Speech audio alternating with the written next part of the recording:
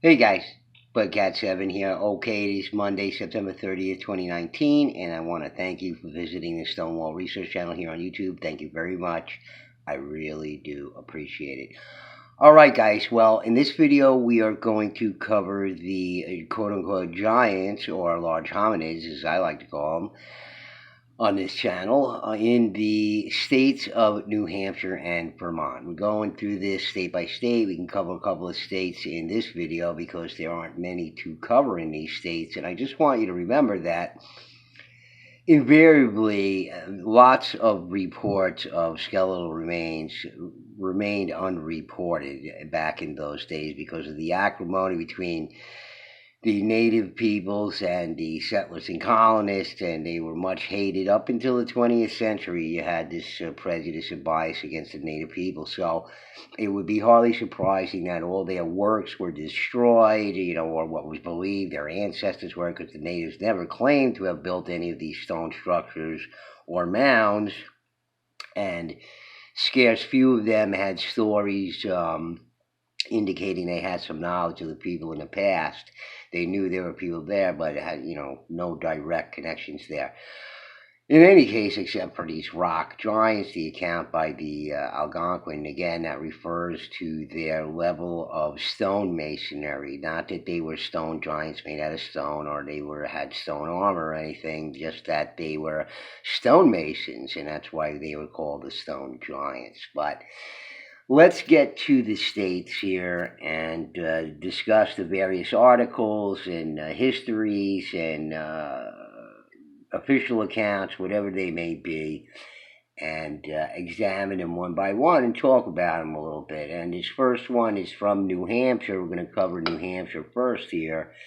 This 6'3" with double rows of teeth. And again, you have to know about the history of height in the world at the time that these people lived, okay? At the time that this account was given, etc., weren't much beyond between 5'3" and 5'4" and 5'6" and 5'7", okay? So, look, I don't know if any of you have stood next to a 7 foot tall person. I have, and I looked like a little tiny person, and the person standing next to me looked like a big giant guy. That's the way it looks, folks. That's why they're called giants and everything else. Okay, not because of the Bible and all. You just forget about that stuff. That's a different area of research. We're not doing that here. Okay. There is some relevance there, as reported by, because some of the Bible apparently is historical and some of it is just allegory, but not to get into that. All right, so 6'3" with double rows of teeth, another double row, and again, as I said, a lot of these accounts went unreported. Okay, they were destroyed, and even today, just to remind everybody, all right, when there's a land developer, real estate developer, contractor that's doing work somewhere, and they suddenly come upon, as they're bulldozing and flattening and leveling the area there, getting it down to grade and everything, okay, and they come across some artifacts, or skeletons or whatever, they don't tell anybody. They take that stuff and they throw it right in the dumpster, or they bring it home, or whatever it is. Nobody tells anybody, because if they do, the job's going to get shut down, and that is just about anywhere in this world at this point. So you could be sure, for the sake of the almighty buck, that a lot of the history is just going by way of the dumpster. Just saying, guys, okay? Keep that in mind. That's why all this research is very important that I do, and all my buddies, research buddies on their channels do. This is why it's so important, because it's all going in the dumpster, folks. 6'3" with double rows of teeth. Indian graves in Concord, New Hampshire. In excavating recently, says the Congregational Journal, for a seller of a new house a few rods west of the dwelling of Richard Bradley, Esquire, at the north end of this city, 9 skeletons of Indians have been exhumed in a space about 10 feet square. They are supposed to be the remains of some of the ancient Penacooks who once inhabited this region and probably have been buried at least a century and a half. Okay, so they're just going by what they knew. They don't know anything. If this is a true part of the race of the quote-unquote giants or the large hominids, that would place it somewhere thousands of years in the past, not hundreds of years, okay? Okay, so among these were the skeletons of 6 children, 3 of whom were around that of an adult, supposed to be their mother, and one very large, measuring 6 feet and 3 inches. The bones of this giant were of remarkable preservation. The skull is very thick. The teeth in both jaws are entire, and all of them double. The skeletons were found enclosed in bark in a sitting posture with some of their long black hair still preserved. The bones of children were much decayed. Dr. William Prescott of this city has preserved the largest skeleton, which may be seen in his cabinet. New York Observer, Grizzly there. But look, they got a chance to look at some of these things. We'll never be able to get a chance to look at these things ever as long as it remains the way it is. Okay, so this is obviously a burial of humanoids or large hominids, whatever they mean. And the reason why I say humanoids a lot of times, guys, is because of the research done by Brian Forster down there in Paracas with the Paracas mummies. He had the elongated skulls. He had the DNA sent to a laboratory, the remains sent to a laboratory. They extracted DNA and found, and there was a lot of DNA to be found, skin and everything else. They found that these people were not entirely human. Okay, so humanoids, most likely. Okay, so that was from the New York Observer. I'm not sure of the date, but this refers also to some research done by professional academics research on a skeleton. The moderator cites saying here, how many people die with all of their teeth? How many die without any fake teeth? Die with no fillings, chips, or repairs? It's difficult to keep one row of teeth in perfect condition. Here we have 2 sets without flaws, okay? And he goes on to say 6'3" is a big deal, like I say, because of the false statements that people were smaller than today's, okay? But that's not, I don't think that's what he meant, because we know from the history on this channel, doing the history of height, that people at this time when this thing was recorded were very short, okay? And it's just the way it is. It's statistics. It's not me. That's mainstream statistics. Okay, but they do say in those statistics who were tall in the world. It just so happens that Plains Indians were among the tallest in the world at 1800. Okay.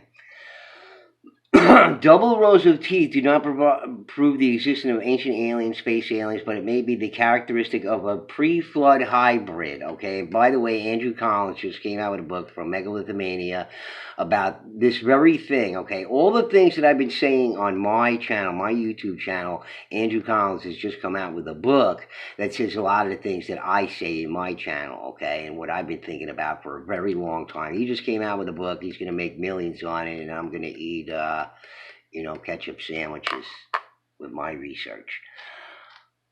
Okay, so whether a more recent giant descendant, Eliud, a descendant of Cain, or most likely a combination. Okay, so here's another person besides myself and besides several other people. Michael Cream will think these people are hybrids. There are people that like to dismiss the claim, saying that double rows, quote unquote, means worn down or a row for each jaw, and also that they were mastodons. And this burial is obviously not a mastodon. Wrapped in bark, their hair is obviously not mastodons. Okay. However, I think the clue here resides in the unusual thickness of the jaws proposed to be double. Let's examine. The skull is very thick. The teeth in both jaws are entire and all of them double. In the same sentence, there is a conjunction of the subjects of a very thick skull and double teeth, which means that the baby teeth were pushed back and not pushed out. Boston Medical and Surgical Journal, Volume 53, 1856. Okay, so the research was taken from that. 6'3", double rows of teeth. Sullivan County Giants.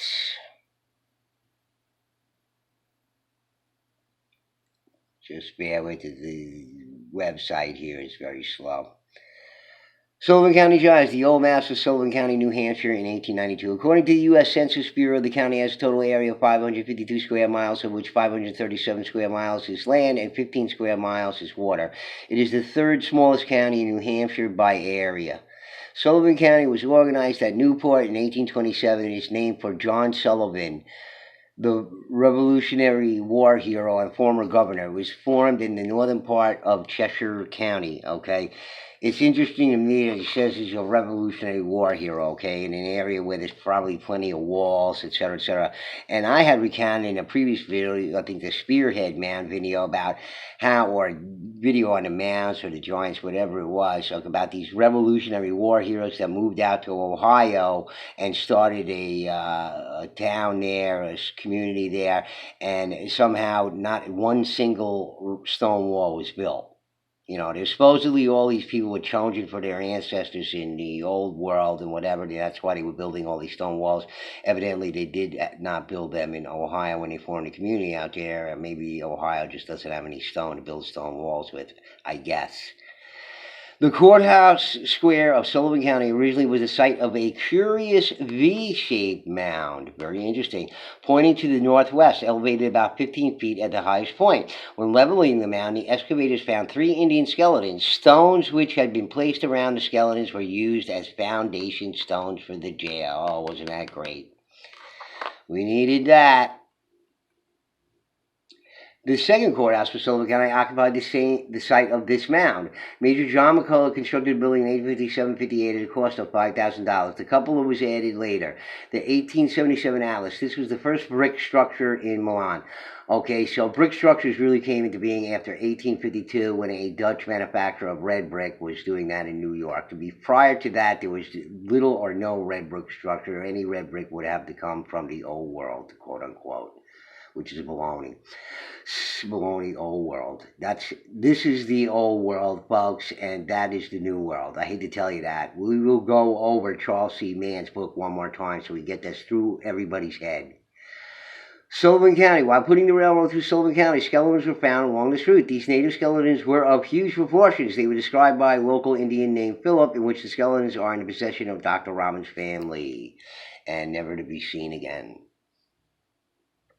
Large skeletons while constructing the railroad. Mystery Hill Titans, and again, Mystery Hill, Neolithic, megalithic structure, which covers, acres and acres and acres in New Hampshire here, and just 30-acre megalithic site. Mystery Hill, metal Stonehenge on the North American continent, is to be found at a site called, quote-unquote, Mystery Hill, located near the town of Salem. In the present-day American state of New Hampshire, there is a 30-acre megalithic site, in many respects identical to those found in Western Europe and equally as old. Has been open to the public since 1958. Okay, guys, so again, New World bias is going to creep in here. It's always the old world. I'm sorry to say, there's such thing as pre-Celtic civilizations, okay? They don't know hardly anything about those, just like they don't know anything about these civilizations in the Americas, okay? We don't know anything. If you find a symbol in, like they state in here on Ancient Origins here in the article about it, Mystery Hill megaliths may be 4,000 years old or much, much older. Did the Celts build it? Okay, so look, it's always this New World bias. I hate to tell these people, but maybe this symbol didn't originate with the Celts, but with the people before the Celts. And who were those people before the Celts?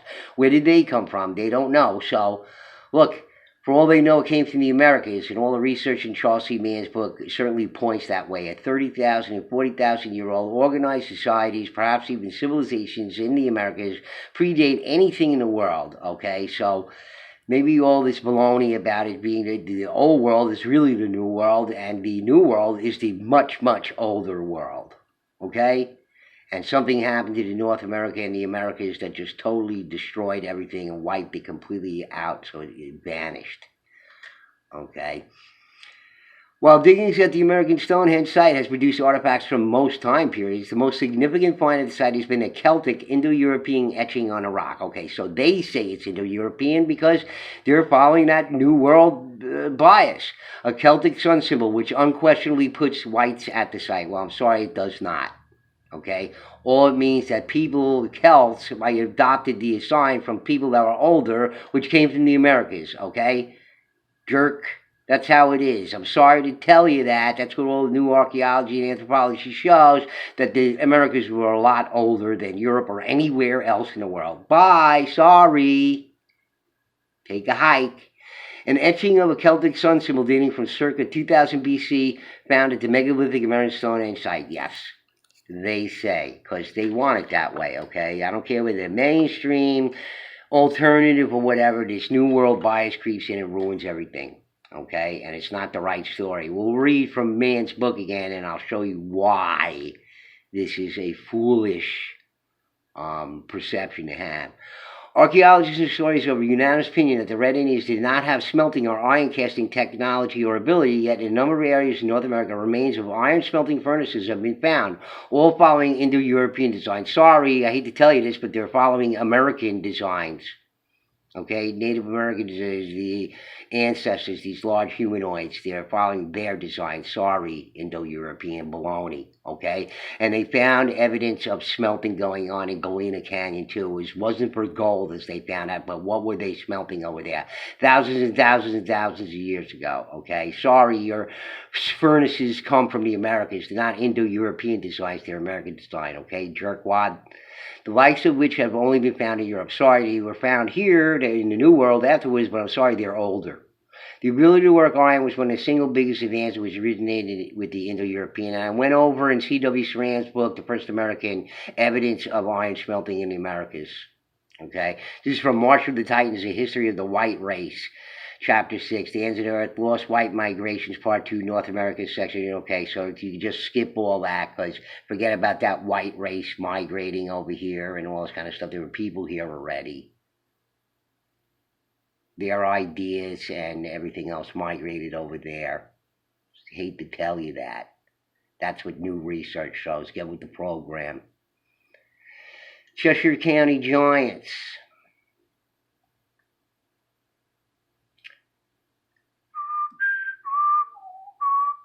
Okay, here we go.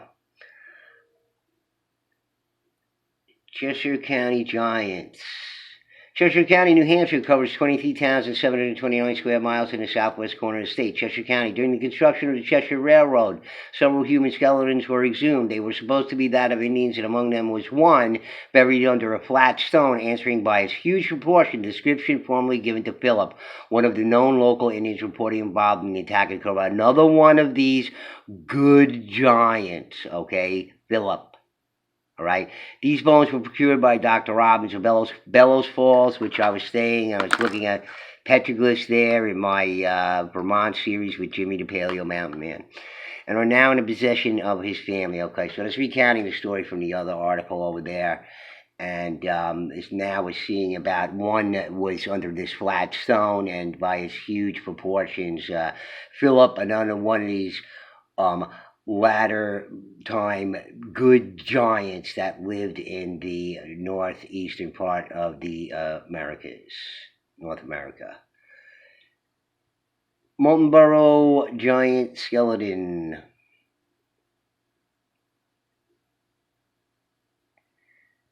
Okay, we're getting there any moment. Moultonborough giant skeleton, quote, a skeleton was exhumed in this town, Moultonborough, some 30 years ago, of almost fabulous proportions. It was buried in sandy soil on the shore of a lake near the mouth of a small river. It was apparently the skeleton of a man some 7 feet high, the jawbones passing easily over the face of a large man. There are also reports of 8-foot skeletons from New Haven, Trumbull, Connecticut, Burrillville, Rhode Island, giant skeletons in Northfield, Quincy, Chelmsford, Newton, Mass., etc. I also found evidence of the mound builder presence beyond skeletal remains such as implements of iron and copper. Moultonborough giant skeleton, Guide to the White Mountains and Lake of New Hampshire, trip in Osgood, 1850. Research done by Jim Vieira.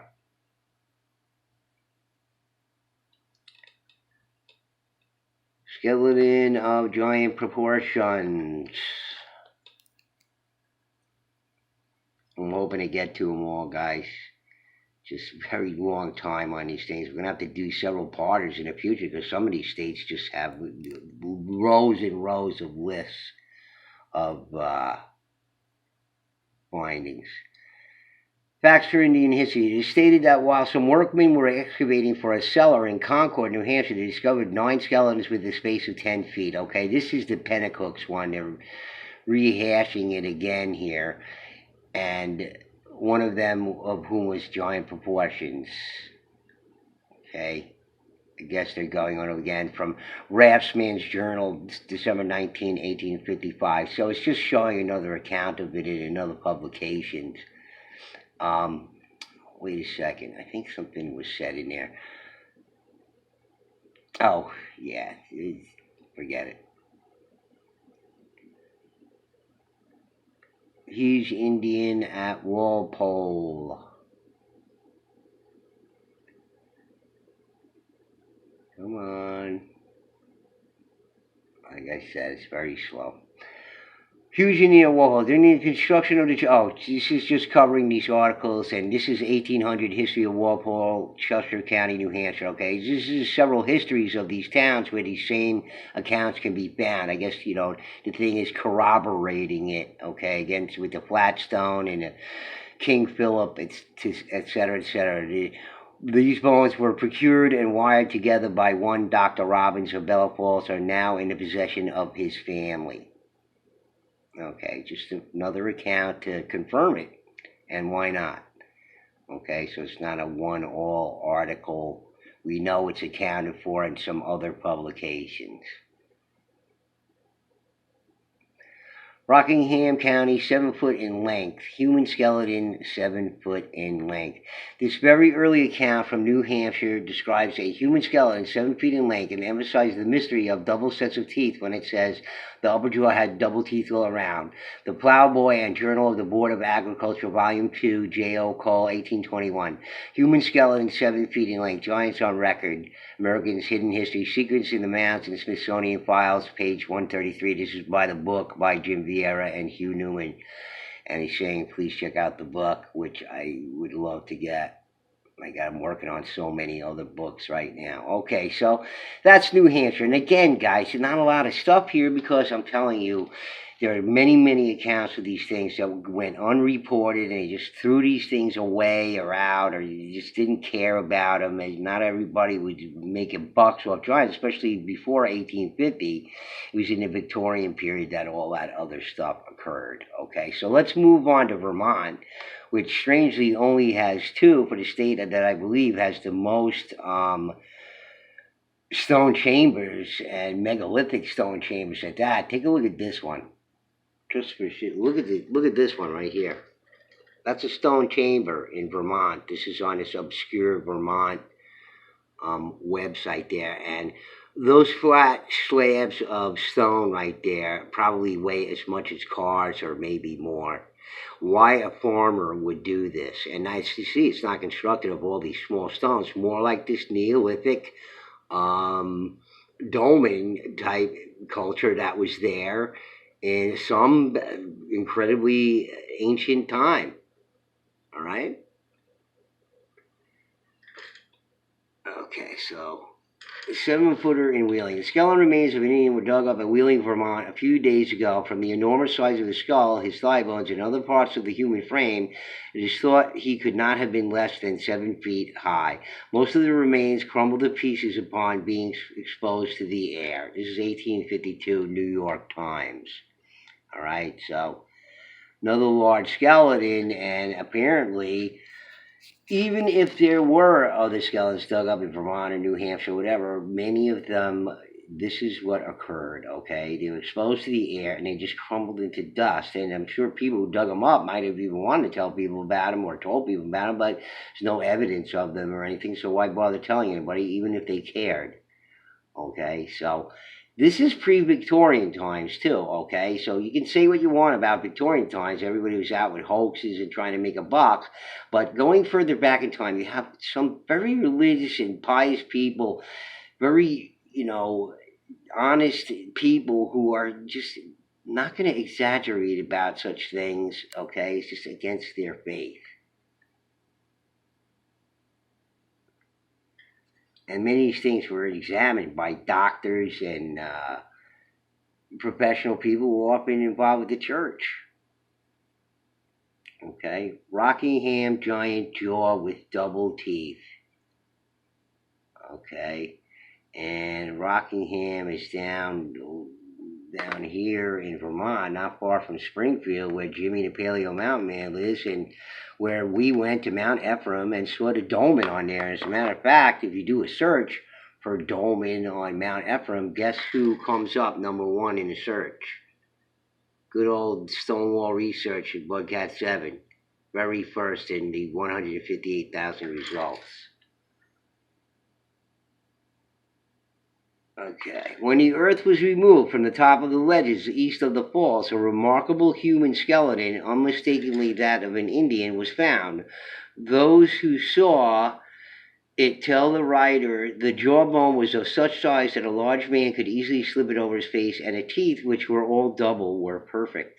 It was supposed at the time, and is still so held, that this was the skeleton of a tall chief named Philip. Okay, again, Philip, whom John Kilburn saw fall before his rifle during his noted fight August 17, 1755, a mile and a half further down the river. This skeleton was kept for many years deposited in the attic of a small building on the north side of the square. This building was occupied by Dr. John H. Wells' office and drugstore, and stood where the Italian fruit store now does. When the building was rebuilt a decade or more ago, the bones disappeared. History of the town of Rockingham, Vermont, 1907. Okay? Research done by Jim Vieira. All right, so there's New Hampshire and Vermont, and not much to be found in these two states here, but there was skeletons found. Giant skeletons, large skeletons of large hominids or humanoids found in just about every state in the United States, and we're going to look at a lot of them in the future here. Okay? And at some point in between, I'm going to go over Charles C. Mann's some of the stuff he wrote in his book, because he's got to get this whole new world bias out of our heads. And in fact, the fact of the matter is, based on a research in Mann's book that's done by current anthropologists and archaeologists, the civilizations in the Americas are far older than those anywhere in the world. Okay, including Göbekli Tepe. All right? And nobody's talking about it, okay? They don't want to screw up the narrative. Okay? Otherwise, their degrees are worthless. Fancy toilet paper. All right, guys. Anyway, that's the video. Please do hit the like button. Please go check out Stephen Ireland's nice organic honey there. Purchase some from him, and I'll be at you with a new video real soon. Bugcat7 signing off. Peace.